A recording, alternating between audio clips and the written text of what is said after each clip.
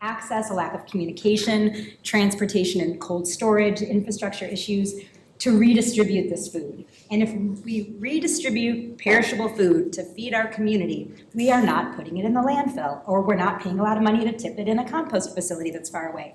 So these are very, strong benefits to everybody, and we have to acknowledge that there is this abundance. And that high volume has huge impacts on climate and the cost to anyone who's throwing it away. So it's, the alarming stats everybody knows. I think EPA's latest report was in 2019, 26.5 million tons of wasted food was generated by food service providers and food retail. Sit on that for a second. And most of this waste, just under 60%, was landfilled. And an additional 40.1 million tons of wasted food was generated in the manufacturing and processing sectors. So this is just gnarly, and we need to fix it. So not only are we talking about the environmental impact, but the tens or hundreds of thousands of dollars that people are paying to throw it away. So the real opportunity cost is not only everything we know about growing food, but also on paying to haul it away when you could do something better with it. So the other item is the fact that this feels so invisible. You throw it away and it's away, and your accounts payable department writes the check for the invoice. No one's really thinking twice about this problem, and we can feed people, we can feed the soil, and we can produce biogas. There's all these benefits if we just think about it.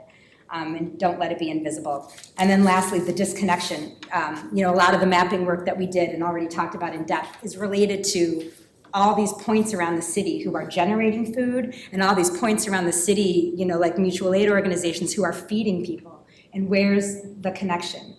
We have a great food bank, the Greater Chicago Food Depository. There is a network. This system is not working. So that might be a little bit of my opinion. So what do we need? What do we need? We need coordination. And that internally, what we heard from everybody is that, CPS, there's probably, 4 departments represented here today? I might be wrong, but there's so many different internal at McCormick Place. There's 5 different contractors we're gonna work with at the restaurant show to try to make some things happen. It's so complex, and we need to be willing to coordinate those pieces. And then externally, we rely on, a lot of times proactive individuals or, kind of finding connections and building relationships. That is great, but how do we make it sustainable? And without policy and infrastructure, there's a challenge. The uptake on voluntary efforts towards food rescue and composting just really hasn't shown itself, which means that greater demand will require moving the needle on infrastructure, but greater action will require moving the needle on policy. And, really, it comes down to motivation, and it's okay if it's financial. That's part of what we have you all here, is to just be honest about, what are your goals, or what are the goals of your company or your personal goals, and you're trying to find a way to get sort of support and buy-in, because the prioritization of time, money, and staff training is real, and that's what it's going to take to get this work done. So we're here back together for Think Tank number 2. I liked the quote that was on the wall at the Auburn Gresham Healthy Lifestyle Hub. That's why it's there. But we collectively want to, as we said, convene, but clarify the big picture. So that's what we're doing today. What are our roles? What are our influences and other factors? And we just hope you can feel this is a safe space to talk about what's driving your actions, because we want to all motivate each other and be motivated by the real world here. So that's what we're drilling down to, and a lot is happening. I kind of noted, if I read my notes, a lot is happening at the federal, state, and local level regarding policies that we may wish to advocate for or that we have to be prepared for. So there's, it's not only monetary, but beyond that. And that's about it. So thank you so much, and thank you for having us. All the work that so many of you have done, just over the last 2 years till now, I can't be more thankful for. So that's it. Thanks. Thanks, Steph. Okay, so Westland is going to give us a summary of this course that we've co-led this term, spring term. and then we'll head into the next step. Good morning, welcome. It's so great to see so many familiar faces and some new faces as well. So when we last met, and most of you attended the meeting in January at the Greater Auburn Gresham Development Center, we got together in particular groups to identify priorities and barriers for these different groups. We had one group that was mainly the city of Chicago and policy and city administration, one group that was focused on food rescue, another on food waste recycling, so composting, anaerobic digestion, as well as the food service providers. And so each group worked to identify their top barriers and priorities. Each table has a copy of this document, so you can see those in detail. That was the starting point for our class. That was our second week of class.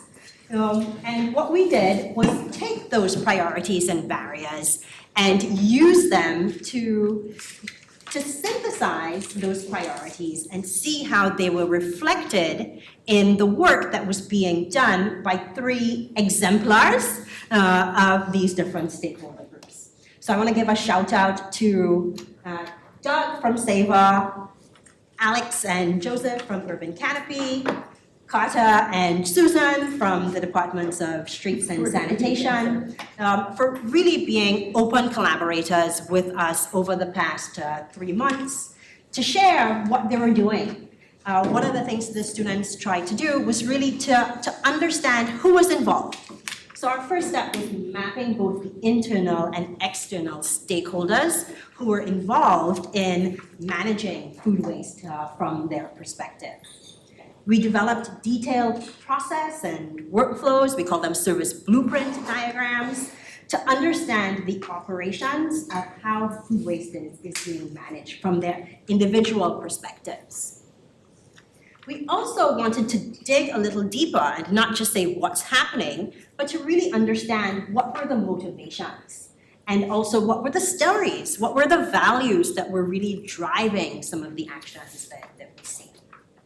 So we then integrated all of those, and so on the walls, and the students will present in a minute, what are integrated maps taking these 3 stakeholder perspectives, using them as examples, right? So you're not going to see, oh, Urban Canopy does this, or SAVOR does this, but they're examples of how food service deals with food waste reduction, how they deal with wasted food rescue. And we integrate them to see how, from a systems perspective, the variety of stakeholders can work together to achieve the reduction, the rescue, and the recycling of wasted food. One of the very nice things that the designers here do is to make the things that we talk about more visual, so we can really understand it in a different way.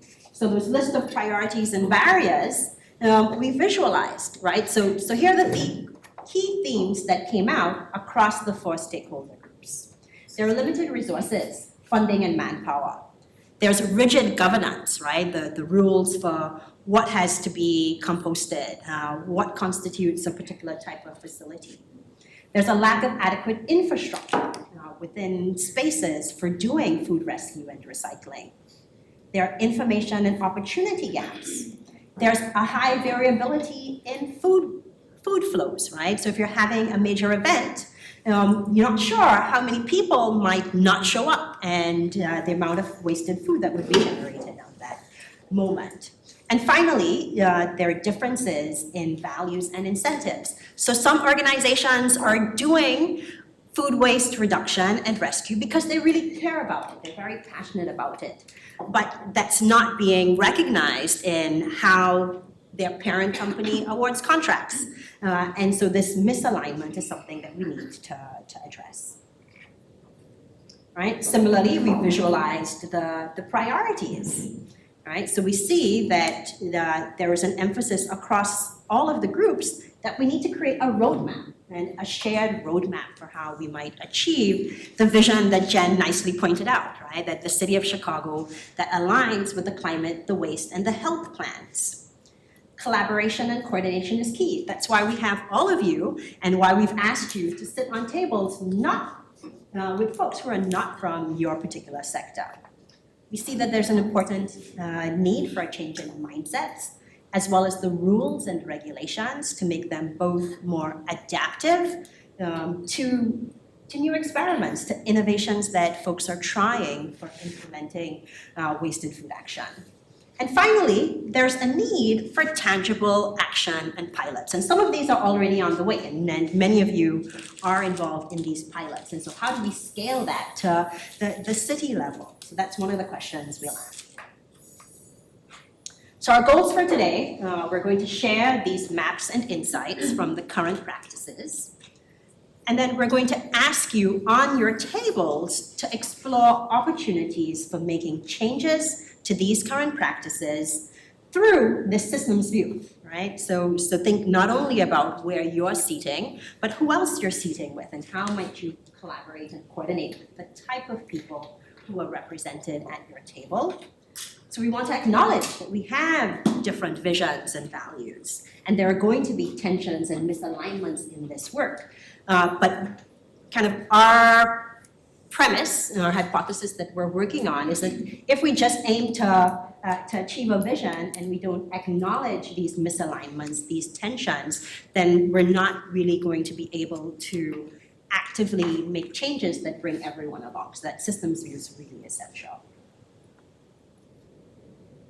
What comes next? So with your input for today, we're preparing a report that we expect to be done during the summer for the Food Matters Chicago team. That, as Jen said, we hand over to the new administration to see how we can have these opportunities for coordinated action on wasted food prevention and management, identifying pilot projects that could be supported and evaluated through our collaboration.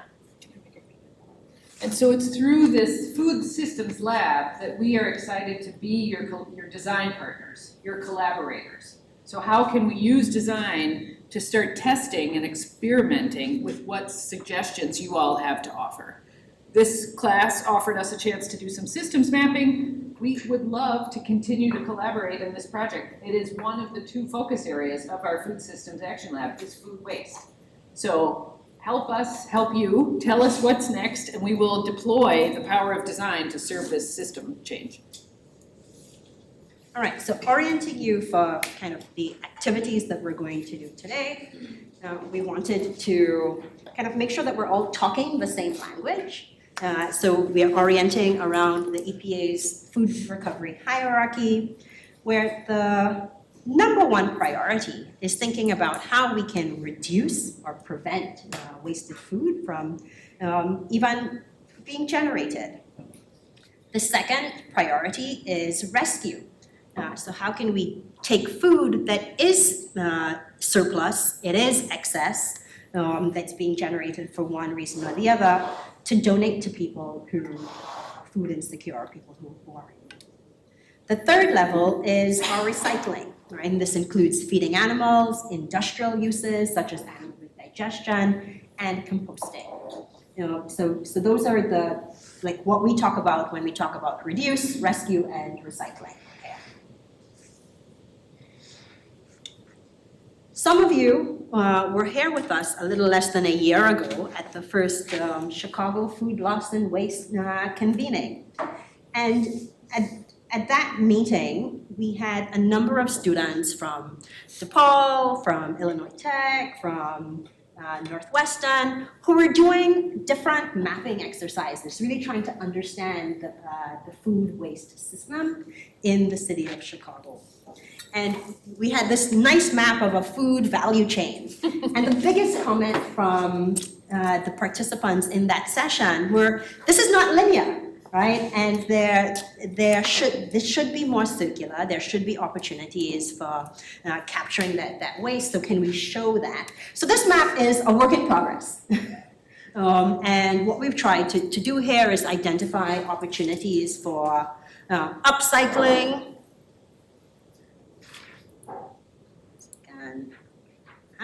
For upcycling, we put together industrial, commercial, institutional sector, so the food service that happens, food rescue. So this map is really meant to present a systems view of the different pathways in which food is going where it's intended, food that's being rescued, food that's going to be composted or recycled, and some food that's going to landfill.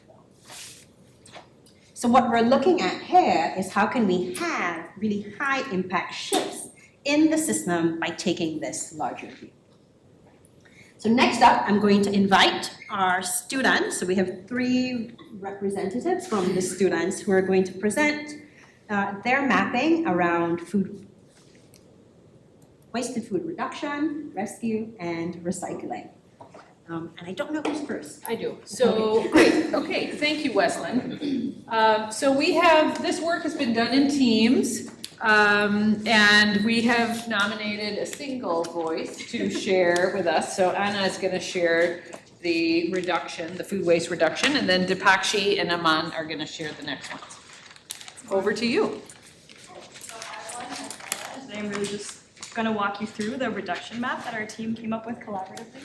So what we did was really try to focus through the perspective of the 3 stakeholders we worked with, so the City of Chicago, food service providers, and food rescuers. The flow starts with the growth of food all the way on the left with the farmer and grower. Yeah, over here. Moves through food processors and to distributors, through to food service, and ends really at the consumer level for either individuals and households or in industrial and commercial settings. So just to walk through this map and what we're trying to communicate here a little bit more, we started with the food grower because they have decisions around how they plan and how much food they're planning to grow for the season. It moves into food processors and distributors who have this huge retail setting to help move the food to service providers who then cater food for large-scale events for people who come to, their events and are attendees for these large-scale events. What happens at the food service levels tends to be that there's a large contract that's made both with the client and the city. So the sales team within a food service provider organization works with the city to figure out a contract for the space they're going to work in, and then with the client to plan the event order, how much food they need to prepare, and how many attendees are going to show up for this thing. And so what happens is the sales team will work with the client to figure out that order, place a purchase order for how much food to buy with the kitchen team who gets the food from these distributors and retailers over here and the processors. And then they'll prepare the food on the day and move it into the event service area. And so any edible surplus food tends to be collected from the kitchen after the event and move into food rescuers who move the food along into reuse and recycling pathways, which will be introduced in the next 2 maps. And any inedible food scraps at the end of events, things like food that's left over on a plate and things like that, will move into just recycling pathways. And so through this whole mapping exercise, we really came up with 4 key insights. First, that food waste reduction is largely reliant on human capital. It's a lot of individuals who are championing best practices within their organizations, and they're the ones who are, making plans on how to educate people about food waste reduction strategies, the decision-making points that impact food waste generation, and coordination between all of the participants involved in the system. Because these mindsets are all very championed by individuals and organizations, we really found a need for these mindsets to be institutionalized and operationalized more, so it's not just reliant on the individual. And thirdly, we found that the people we talked to found it really valuable to find other like-minded individuals across other organizations who also really value this work so that they can share best practices and insights on how to operate better. But in a competitive landscape, it can be really difficult and the tensions get really tricky when you have to try and make sure that, competitors are not learning about the exact same thing and how to operate like that. And lastly, when it comes to food waste reduction, there seems to be a lack of strong regulatory support. A lot of the regulatory support right now seems to be focused on other food pathways like reuse and recycling, but it's equally as needed in the reduction space as well. And that is it for the reduction map, and I will pass it on to, I believe, the fact sheet. Yes. The fact sheet for rescue. Thank you, Anna. Appreciate it.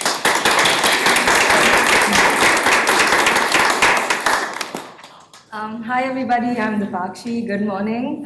Today I'm going to walk you guys through the food waste rescue map. I'm just going to pick up where Anna left off with the reduce map, and while the reduce map was talking more about how we can stop food waste, how we can prevent food waste at the root level, our map is really talking about how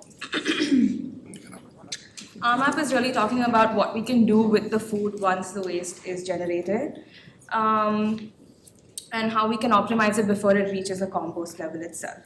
So while we were mapping this out, we realized that the map can be broadly classified into two pathways. One is surplus ingredients, which is essentially raw foods, and then we have leftover meals, which is cooked food that comes from like kitchens, restaurants, things like that. So what we did find is that food rescue happens in both of these areas, and on the surplus ingredient side of things, food rescue can happen in a few different ways once it has been handpicked and segregated. One way that this can happen is it can be repackaged and sold as is, depending on what's good and what's not good, and then or it can also be upcycled into frozen products, preserved products, and then resold again. The third way that this can happen is that if there's food that's not fit for human consumption, there's an opportunity for it to be given to animal farms. So what we did find is that some of these, like whatever is not fit for consumption for human beings, is actually perfectly good to eat for some of these animals, and it can be sent there instead of being directly sent to compost. On the leftover meal side of things, there's really only one way that food is rescued, and it's by giving it to food waste recipients. If not that, it usually does end up in compost or landfill. So now that I have taken you through our map, I want to run everybody through the highlights, the key highlights that we found. One thing that we did find is that the current system is highly dependent on an element of unpredictability. So what I'm trying to say by the system is unpredictable is that most foods that need to be rescued come up last minute right now, because of which decision makers don't have too much time to plan what they can do with some of these rescued foods. Secondly, we find that the system is also really dependent on human capital. At various touch points in the journey, like be it sorting, repackaging, also compost bin washing and driving these trucks, it's all dependent on human beings. And while it may be efficient for some partners right now, or some organizations right now, we do feel that there is opportunity for it to be more more efficient. Thirdly, we think that incentivizing sustainable practices would help us better manage food waste. What I mean by this is that currently, most of the system is focused on composting, and while composting is great, it's not the only way that we can rescue food. So we think that if we incentivize some practices that take place earlier on in the journey, we'll be able to, like, all the food just won't go to compost basically right now, because the system is so based on profit maximization, and compost is the most profitable. That's where it ends up. So maybe incentivizing some of these earlier processes would help. Lastly, we think that food waste is inevitable if mindsets aren't changed. So going back to the root level of things, until and unless we change the mindsets of organizations and people, food waste production may just be in. Food waste may just be in. And yeah, with that, I've come to the end of my map. Thank you. Thank you, guys.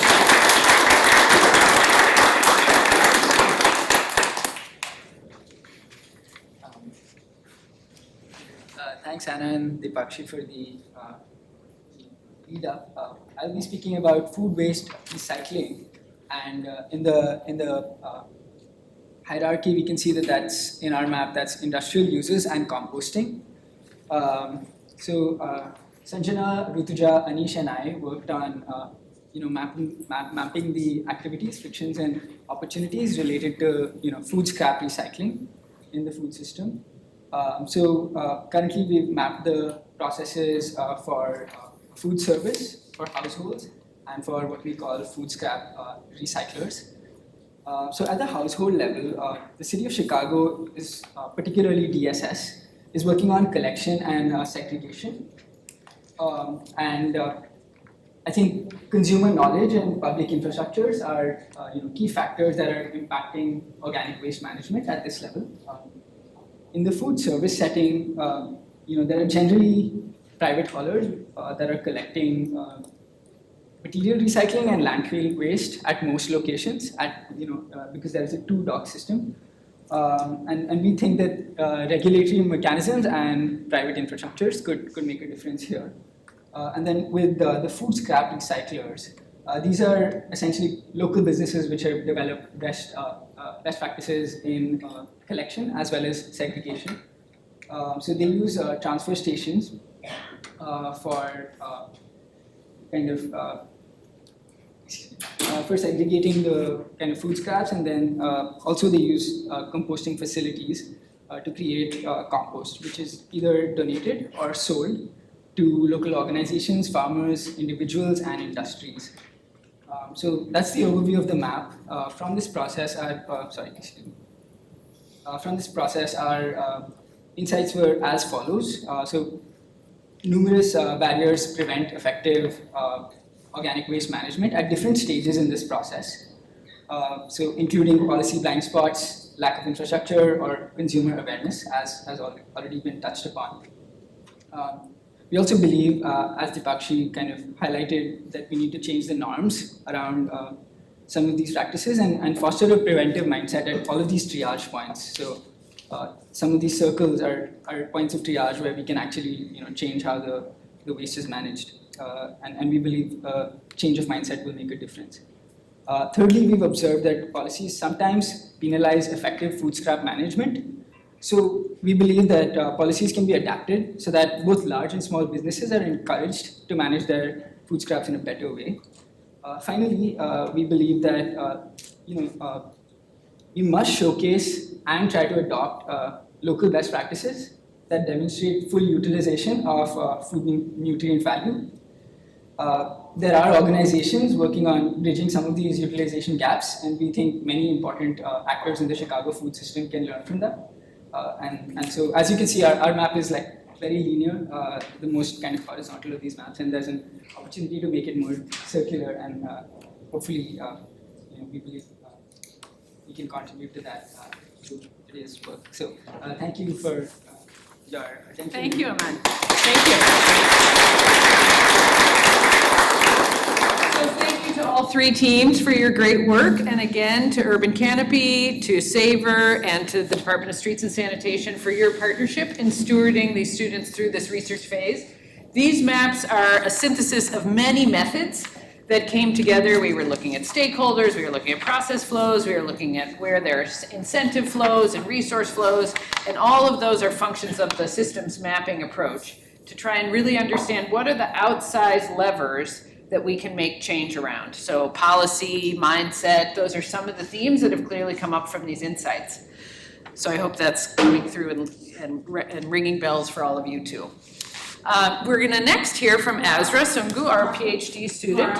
Yes? Can I add one thing? So we have physical printouts of these maps on the wall. So at the break, feel free to go up, see them in detail. There are post-its. If you would like to add some comments on it, feel free to write it on a post-it and stick it on those maps. Thank you. So that was all about process and stakeholders and the technical side. But what we also heard was around mindsets and narratives. And stories influence so much of how we work and how we influence one another and how we learn from and about one another. So what Azra's work, I think, is really exceptional about is helping us also consider how these stories and visions can affect the systems. Over to you. Thank you everyone, so nice seeing you all. So what I'm going to present is an intersection of what I'm building as part of my PhD research and what we build out with our partners of the project and the students' work. So here we are bringing in the question of, we listen to all the insights about what's working, what's not working, what needs to be done, but we also feel like we need to consider the kind of worlds that we're building in the long term, in the long duration, as we tackle these changes. And traditionally, we bring in these different points of view as we think about what our shared futures mean. And we hear similar goals and objectives like sustainability, equity, maybe financial viability for some others. And this is very natural because we're all focusing on different things and looking at different things, standing at different points of the system. And traditionally, what we do is that we bring together these visions in a beautiful shared vision statement that aligns everything in this list of shared goals. But we feel like there is, when we mean sustainability, when we mean equity, we don't always necessarily talk about the same things in these statement packages that we beautifully prepare. So what we did as part of the project was looking at these different narratives and unpacking these things. So on the right side, you might see how this alignment would traditionally happen or what we would wish for. But in reality, it's a little bit more messy and chaotic than that. And we need to tackle these differences in understanding and really stay with that. So I think what we repeated most often throughout this project with the student was not to rush into an alignment because it's from these differences that we're gonna learn.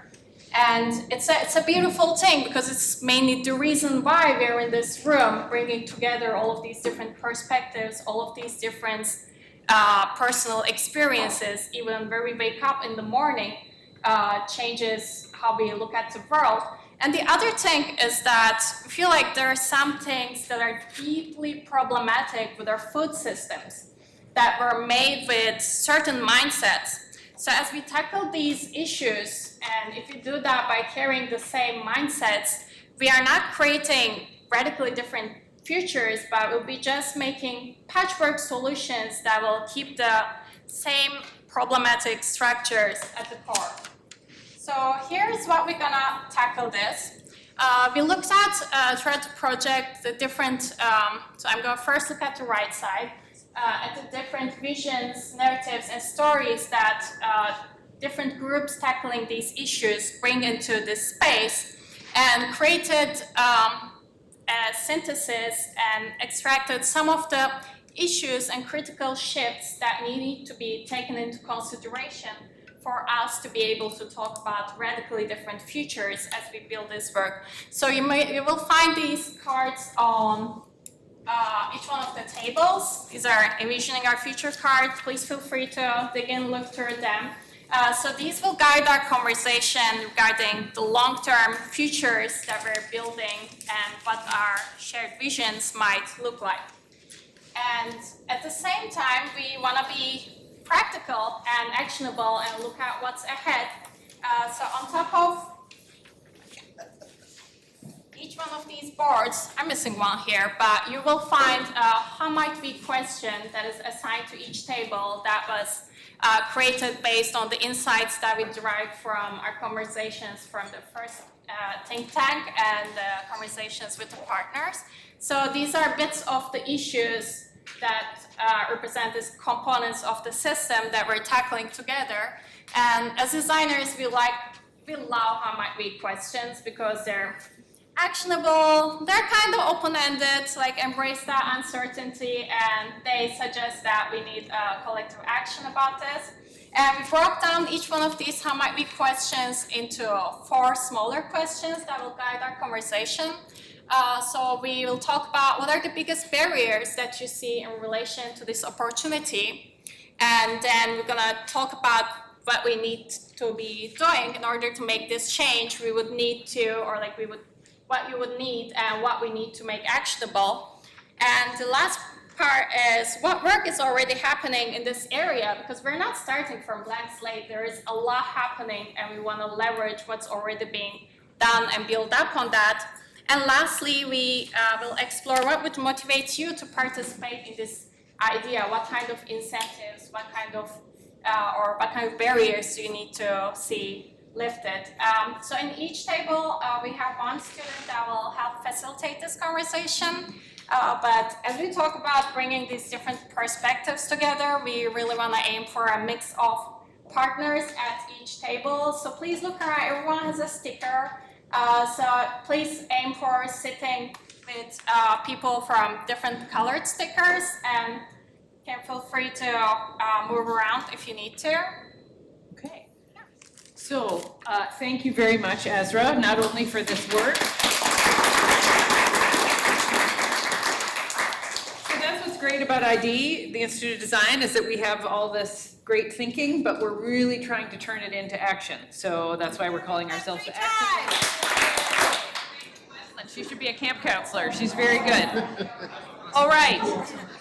So I hope that this construct of this cross-disciplinary, cross-functional, cross-system conversation was as fruitful as it seemed.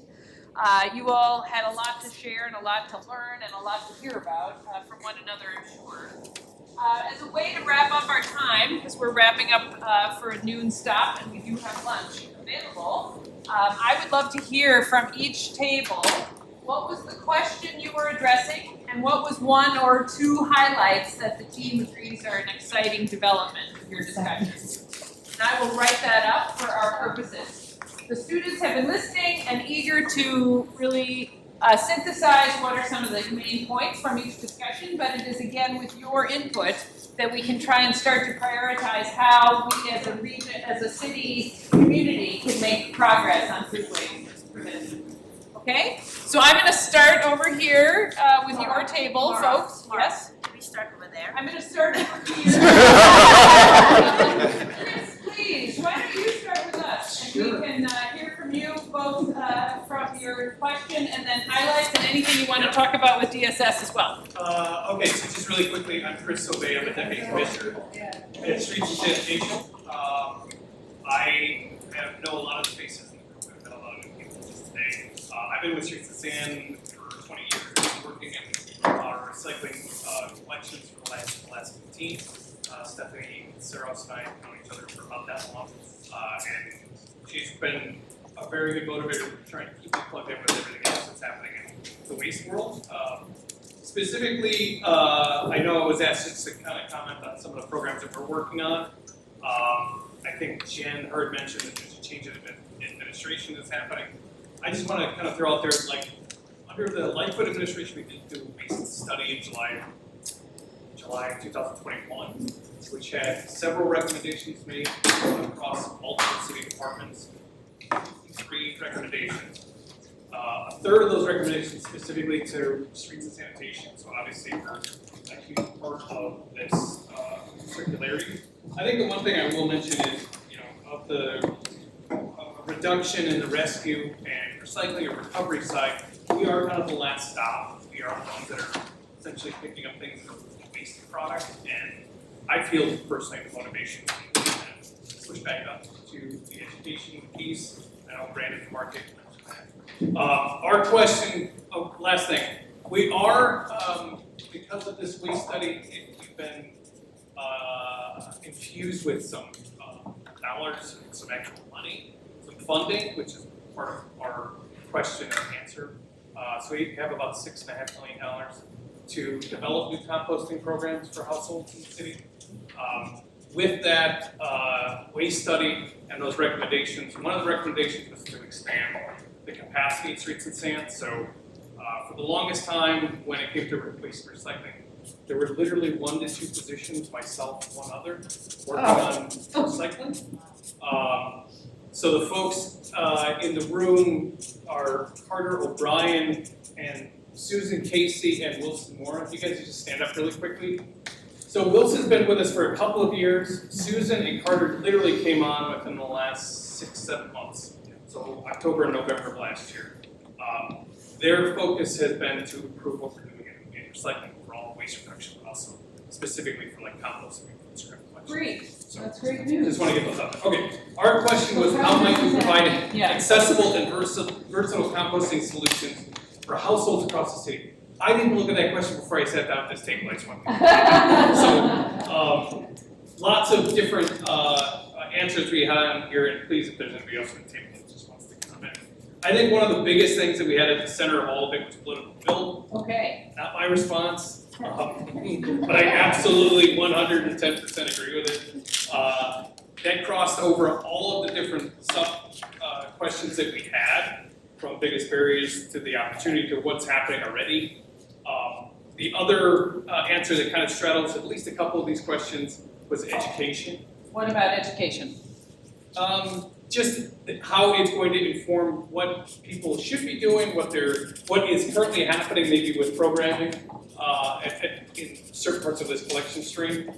And then just how the benefit is going to really pay off in the long term in terms Great. of trying to capture this material. Thank you so much, Chris. That's really helpful. Sure. Well done. Thank you, team. What is your question and what are two of your highlights? One or two? Our question was, how might we help food rescue operations become more sustainable? And we talked a lot about cold storage and having cold storage hubs across the city for food rescue operations, particularly thinking like sovereignty network, Chicagoans work, and also like changing rhetoric at different scales in the city so that smaller operations have the same opportunities as larger operations. Changing rhetoric for opportunities. Thank you. All right, thanks very much. Who's gonna go next? Let's have that table in the corner.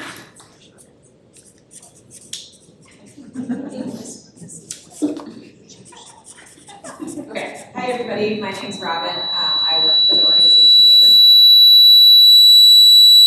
What do I do? That's just insane. It just comes and goes. That's so bad. I'm sorry, everybody. Okay, Robin. And we spent like fast and furious time talking about how to fix this problem. Right. And so we had a lot of our question was, how might we shape the regulatory landscape to support recycling for large food waste generators? And we okay, so we were talking about some of the work that's been done for the city hydrant use policy.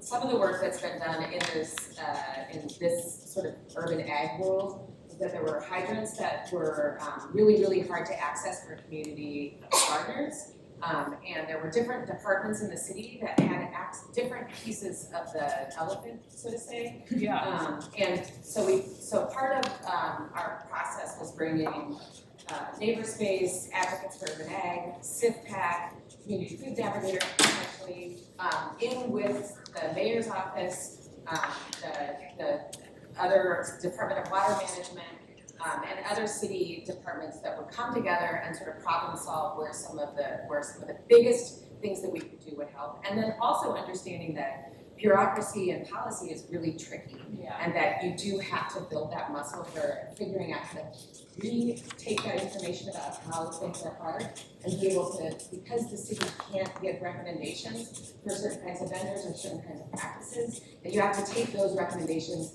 and have other sort of deputized community organizations be able to provide that opportunity for other, all the community organizations around the city that are doing it. Thank you, Robin. Okay. Thank you so much. Appreciate it very much. Okay, how about your table? What's your question and what are some of your highlights? Hi, everyone. Our question was, how Your many... name? Oh, I'm Alex. From Midwest Foods. Thank you, Alex, from Midwest Foods. How might we provide versatile food waste recycling solutions for food businesses across the city? And we also landed on education as a fundamental component of this. Not only education for at different points of contact, but also for a lot of folks that find themselves in roles that end up bringing sustainability into the role, or those kind of like those folks that initiate new ideas and then don't actually have that sustainability training per se to be able to communicate the business case for these sustainability initiatives to their leadership. So kind of that came up and kind of related to that also sort of the staff capacity to be able to support those initiatives where we talked a lot about barriers. Sorry guys, these are not solutions. I'm realizing. We really kind of dug into these barriers though in a really fruitful conversation of like what are we really seeing are the obstacles. Great, you did, so thank you. Appreciate it. How might we, and what's a highlight or two? My name is Phil with Fight the Feed. Our question was, how might we enable better coordination of food rescue to account for variability of, in supply and demand? One of the highlights that we had was, I guess, bringing the organizations more closely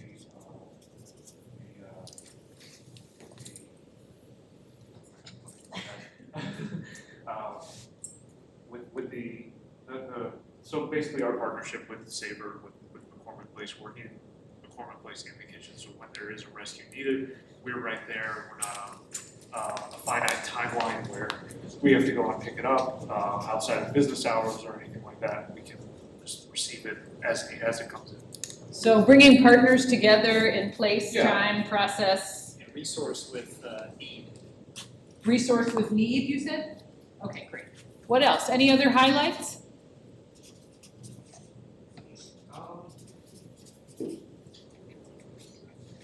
Data. Yeah. Data. Data, what about data? I think you use technology to kind of pick up and drive the access to where you have the product that's needed. Like if you look at the Uber model, something along those lines. Right. We know that's not exactly right. We'll talk about that and how you make that work, but it's seems like it. Thank you very much. Appreciate it. Cheers. All right, what is your question and what are a couple of your highlights here? People are looking at me. Okay, who are you? My name is Alex from Urban Canopy. Thank you, Alex. Our question was, how do we incentivize and lower barriers to food rescue for food businesses? We had lots and lots of Post-its. So I think some of the barriers, just around your highlights of like what are some of systems change highlights that you can pull out that were exciting ideas?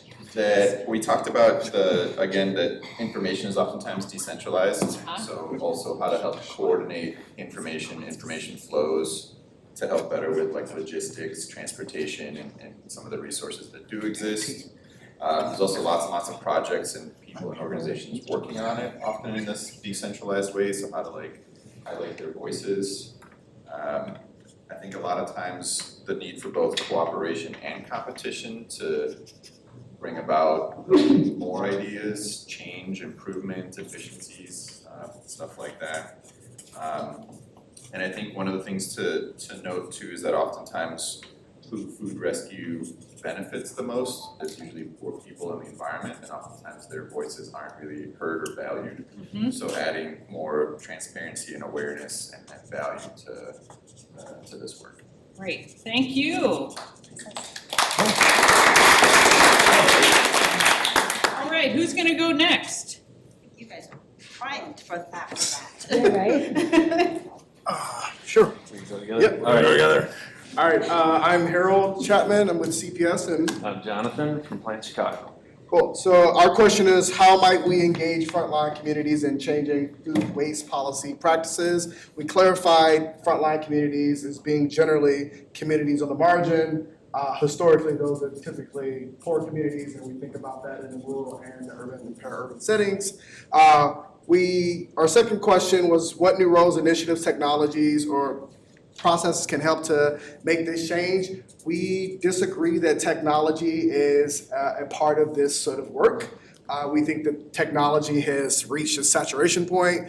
Now we just need implementation and policy that supports it. So we talked a little bit about creating local hubs for composting and recycling, having some education, as some other groups have mentioned before. And we talked about access to actually sort of streamlining the communication between consumers and growers. We noted that in 2017 in the US, 49% of livestock was grown through contracts, and about 21% of the crops that were grown through contracts. So there isn't a lot of room for consumers to actually tell the growers what they want to eat. And we recognize that that is a huge source of waste. Consumers go to the store, they don't want it. The growers, distributors, et cetera, end up wasting it there. Yeah, some other, the barriers obviously are always the easiest thing to ideate. Gaps in data, technology and tracking, and ultimately all of this is going to feel like we're spinning our truck wheels in the mud and trying to push the truck without top down, like real leadership at the state and federal level with policies, incentives, and mandates working on food waste. Otherwise, the continued expectation is that the consumer is going to somehow drive all of this and convince businesses to do the right thing when the economics aren't necessarily there. Thank you very much. Appreciate it. All right, and last but not least, we have two more here. Who's going to go next? Yep, great. Next, because it's kind of bouncing off what you Terrific. just said. Who are Everybody, you? my name's Justine. I'm from CPS. Our table, we talked a lot about schools, naturally. Our question was, how might we engage food service professionals from all levels within organizations to prevent food waste? And what we really landed on was around the policies, and then also having incentives for individuals at all levels to be involved in this kind of work. So we are talking about training, standard operating procedures, really building things within food service professionals, like existing job descriptions essentially, and making that choice the easy choice, and that's like what they're just doing on a day-to-day basis. And then I think the other piece is not just, is really funding at all levels. So funding at the district level, maybe thinking about, is there somebody who can really support this work? And then funding at the school level so that you're seeing up and down support. Thank you. Anything else? I would say this goes beyond schools. Right. Oh yeah, we talked about schools a lot, but yeah. But food service professionals working in any institution, okay. Goes for food service institutions at all, right. And finding like collaboration points between, you know, other city agencies, so the public health department is like the most obvious one.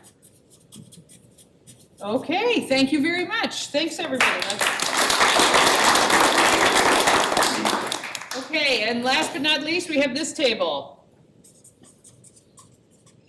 Come on, folks, what's your question? Adam, I nominate you, Adam. It can't be a student. I'm nominating you, Adam. We got your back. Hi, everyone. I'm Adam from the Chicago Food Policy Action Council. Does someone want to read our question for me? Yeah, our question was, how might we institutionalize and operationalize food waste prevention mindsets in the food service?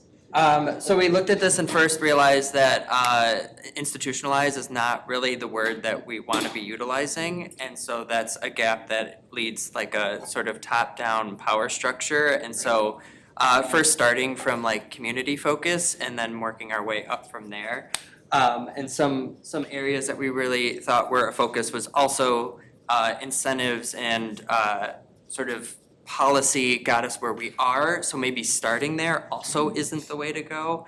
And so finding like mutual aid models, finding ways of community engagement first, and sort of finding, so for example, for school menus, like what do kids want to eat? And obviously that's challenging because they're working within all these federal standards and nutrition guidelines, but starting there, which will generally help and hopefully limit waste in that example. And then sort of operationalizing folks at these triage points. So all those points where sort of aggregation leads to, and it right now is generally leading to just waste, but leading to ways to lead to processors, to food rescue, and just incentivizing those positions, whether they are with food service management companies or whether they're sort of interns or well-paid interns, but just establishing areas where that diversion isn't a second thought, it is a part of sort of the food stream. I won't call it the waste stream, but the food stream. So, anything else? I think what you said about communities was also very valid. Oh, I guess one other example is like being, let's say, an apple grower and having tons of ground falls, and there being like a cider company 150 miles away, but they don't know that the other exists. And so these intermediaries of sort of connection and map making, where there could be a processor with a grower, and sort of bridging that gap, because neither of those parties have really the energy or the resources to like implement that. Great. All right, thank you very much, everybody. All right, so Wesleyan, I welcome you up here as well. So everybody, I hope that you feel that you've contributed your thoughts, your concerns, your perspectives, your assets, your capabilities. You know, the goal here is for us to continue to use this platform at ID and our food systems lab to convene and really collaborate around key systems change opportunities. It is only through working with you that we can identify where these high impact levers of change can be and how they should come to pass. So, you know, I really appreciate the ongoing guidance of let's start with the children who decide what they're gonna eat. Let's make those menus from that perspective. Let's recognize that there are bright spots like the hydrant use. Let's recognize, you know, that those things have happened. So let's mimic those good behavior models, those bright spots in our system, and try and replicate them for this place. Let's change our language to actually be as inclusive as possible. So it's these kinds of themes that I hope you're also hearing and seeing, and hopefully your guidance can continue to help us to figure out how we can use the lab to achieve our shared goals. Wesleyan. So I'd like to just wrap up by saying many thank yous. So first to Jennifer Hurd and Stephanie Katsaros for inviting us to be part of this process with the NRDC Food Matters Chicago work, recognizing the value that we might bring. And so with that, also thanking the students for all of the work that they have brought, their energy, their expertise, their visualization, their facilitation skills, to help develop these visualizations to help all of us better see how we are located within this food system and identifying these opportunities for systems change. We want to thank our partners, Alex, Doug, Carter, as our key contact people for these partner organizations who really generously shared their time over the last few months to meet with us, right? So we would schedule these 1-hour meetings that would then run for like 3 hours because they were so excited about sharing all of what they're doing. So really, thank you so much for your generosity. And your time, sharing your expertise with us. And I also want to give a shout out to Amy DiLorenzo, who actually joined us in class to share some of her expertise and the work that she was doing, not only in her current position at the EPA, but through many other positions, and work with Howard, doing some evaluation of the composting pilots that are happening now. And thank all of you for coming and joining us today. So this is the formal end of our program.